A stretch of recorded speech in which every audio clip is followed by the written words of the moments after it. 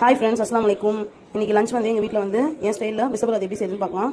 அதுக்காக நான் வந்து இந்த கிளாஸில் 3/4 கிளாஸ் அரிசி, 1/4 கிளாஸ் பருப்பு எடுத்துருக்கேன். துவரம் பருப்பு ஊற வச்சுட்டேன். அதிலே வெஜிடபிள்லாம் போட்டுருக்கேன். நான் தனியாக வெஜிடபிள் ஃபஸ்ட் எப்பவுமே வதக்கி தான் போடுவேன். இப்போ பாப்பாவுக்கும் சேர்த்து கொடுக்குறதுனால வெஜிடபிள்லாம் நல்லா மசிஞ்சா தான் சாப்பிடுவா. அதனால் இதை வந்து ஊற வச்சுருக்கேன்.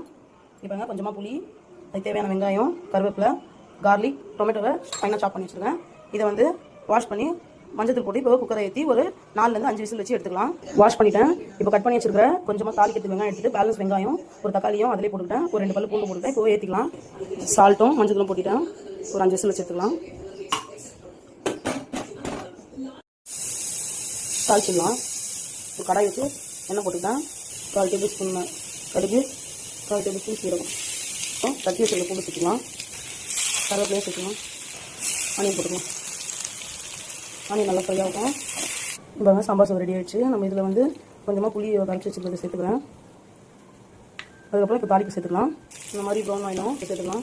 கொஞ்சமாக பெருங்காயத்தூள் சேர்த்துக்கலாம். நான் பருப்பு, காய், அரிசி ஏற்றும் போதே நான் கொஞ்சோண்டு சாம்பார் தூள் போட்டுக்கிட்டேன். நான் அதை வீடியோவில் எடுக்க மறந்துட்டேன். கொஞ்சமாக சாம்பார் தூள் மட்டும் போட்டுக்கோங்க.